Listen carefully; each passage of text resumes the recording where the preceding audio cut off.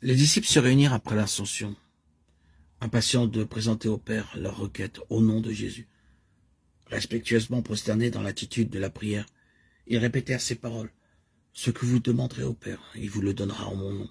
Demandez et vous recevrez afin que votre joie soit parfaite. » Jean 16, 23-24. Après l'ascension du Christ, avec une pleine assurance, ils s'écrièrent « Christ est mort, bien plus, il est ressuscité, il est à la droite de Dieu. Il intercède pour nous. » Romains 8, 34.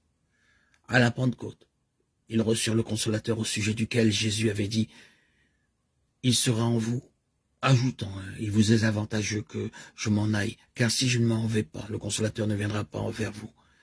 Mais si je m'en vais, je vous l'enverrai. » Jean 14, 17. Jean 16, 7. À partir de ce moment, Jésus allait demeurer à toujours par son esprit dans le cœur de ses disciples. Ainsi, leur union avec lui était-elle plus intime qu'au jour où il était personnellement au milieu d'eux. Nous en témoignons tous.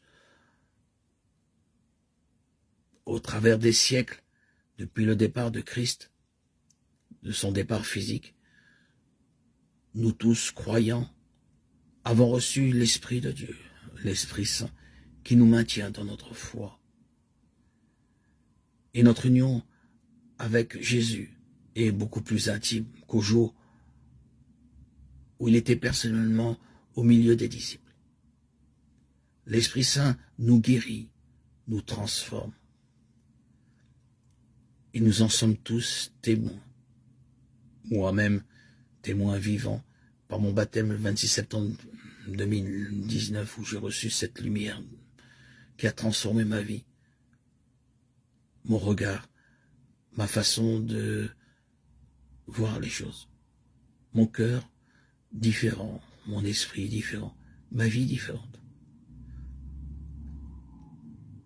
Ma vie avec le Christ, par cet esprit, est plus intime, plus forte, plus puissante que lorsque je lisais l'évangile de manière intellectuelle, avec une foi de façade extérieure.